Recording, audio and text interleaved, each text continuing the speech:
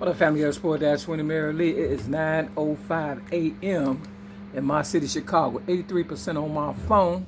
We going all the way to 9/11. It is Cinco de Mayo, May 5th, 2025, Moon Monday. Like I said, 83% on my phone. Coming from behind, that's 38. Something they try to stick me with. Knowing I don't get down like that. I think, well, with my mind, you understand what I'm saying? It friendly fire. That's about it. But look, you hear the garbage truck out there. You understand what I'm saying? They picking up the trash. They wanted me to be a trash picker upper and stuff, working for streets and sanitation in my city, Chicago. But I was like, I ain't gonna be able to do it. You understand what I'm saying? Because I knew my story was bigger and better. But not only that, the police, when I broke both of my ankles and stuff, I had, got a little upset after I gave open with my child abuse rap for the second time, or my story for the second time. The first time was in 1984 at the age of 17. I gave her my child abuse rap and some schoolwork I did, some math lessons, I had done, proud of myself. I had got 100, right? And I sent her my stuff in 1984, before The Color Purple came out in 1985. And, she sent me a copy letter with her, signature on it or whatever. If I had it today, it'd be priceless or whatever. And that was before she was real popular. She was just getting off the ground. Long story short, she used my story to get off the ground. And that's why it became The Color Purple, and it's still going hard in the paint as of today. Like I say, Cinco de Mayo Day, May 5th, 2025. So in 1995, I gave her my story again because, she said, if she could use it, she would get back with me. And I knew she had used it, and she was talking about getting off the air in 1995. So I sent her my story again to 3 cassette tapes on front and back with my voice to the sound of music and the Martin Luther King I Have a Dream speech. And of course, they said I was crazy and threw my ass in the psych ward and stuff. And at that time, I had a 38 gun that I had got from Chuck Dalton's gun shop with somebody else's, initials on it. I didn't originally want that gun. I wanted something else and stuff. You know what I'm saying? Do I look like I would carry a 38, nigga? You understand what I'm saying? Them old 38s they used to carry on the side, Chicago police and stuff. Now they got all kind of guns, Glocks, this, that, and the third. They don't even carry a 38. So, I ain't want it. But I took it because I knew it was going to be relevant in the future, because I always think ahead. Long story short, 1995, after Oprah, used my story again when she was about to get off the air. If you're a real Oprah fan, she was about to get off the air in 1995. And she said anybody, that, she was doing the show, if,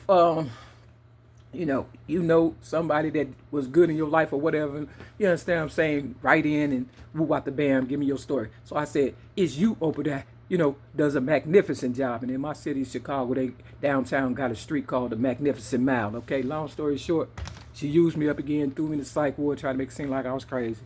Fast forward, they gave me cancer in 2016 after I got railroaded May 31st, 2008 for so-called disarming a police officer, something I did not do after, building up their community from pretty much from 97, because that's my sobriety on Christmas, of 1997. I took my life real serious.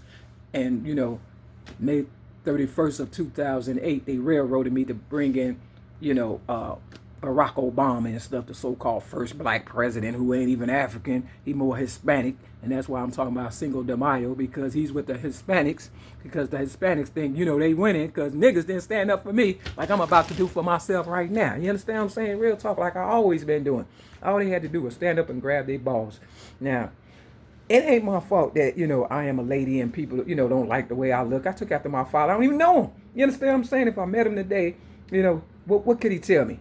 He wasn't there for me when they was raping me, 5 guys. He wasn't there when the police tased me. He wasn't there when the police kicked my ass. He wasn't there when the gangbangers damn near broke my jaw. He was never there for me. So why would I give a fuck about him? So this one is on my father's sperm donor, so-called daddy, whoever the fuck he is.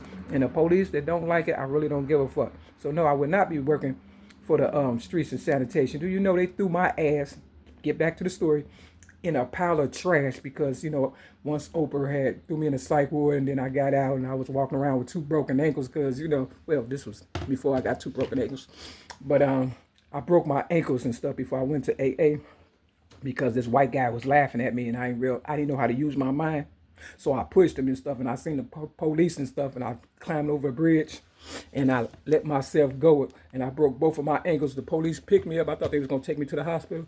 They threw me in some trash and shit, and I walked on 2 broken ankles and went to Mount Sinai Hospital, and that's why I keep standing up for myself today, because ain't nobody helped me stand up back then. They probably ain't gonna help me, never, ever, you know what I'm saying? But I keep helping them, and God keep helping me. And that's why I look at motherfuckers who act like, I owe them something. I be like, no, because you couldn't even stand up and grab your balls. So when they cut them motherfuckers off, don't say I ain't warn you. And yes, I grabbed the police May 31st, 2008, the spirit, by the balls, because I knew they was coming for your balls, niggas, with that transgender stuff. And that's the honest to God's truth. That's my story. I'm sticking with it.